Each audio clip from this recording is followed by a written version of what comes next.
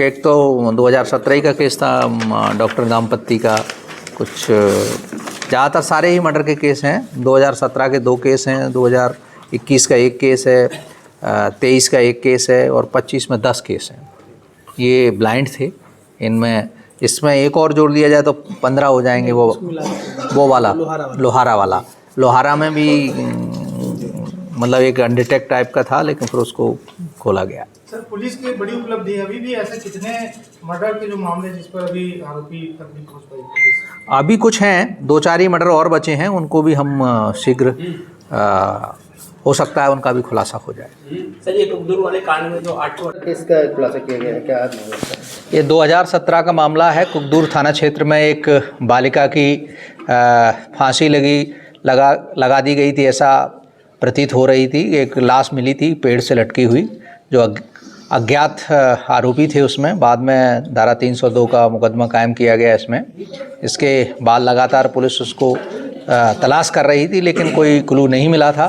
और अभी हमारे लोगों ने बड़ा प्रयास किया, कई लोगों से पूछताछ की। इसके द्वारा एक चश्मदीद मिला है, जिस चश्मदीद ने उनको मौके पर इस घटना को कारित करते हुए देखा है।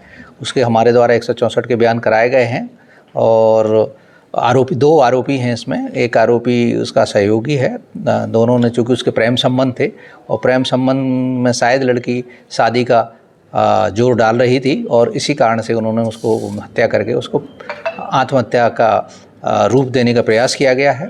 और इसमें जब से ये ब्लाइंड मर्डर थे तो हमारे आईजी साहब का विशेष इस ओर ध्यान था, और हमारे दोनों एडिशनल एसपी, हमारे एसडीओपी साहिबान, इन्होंने अथक प्रयास से ये ब्लाइंड मर्डर का डिटेक्शन हुआ है।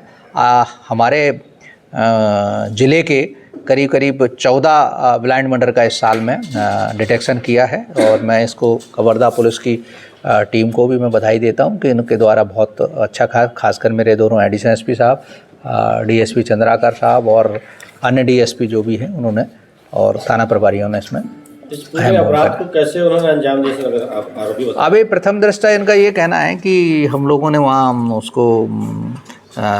उसके लिए बुलाया था और उसी दौरान उसका गला दबा के हत्या कर दी, और उसको वो आत्महत्या का रूप देने के लिए उसको एक पेड़ पे ले जाके टांग दिया था। उसकी चुंदरी से ही उसकी फांसी लगा दी थी।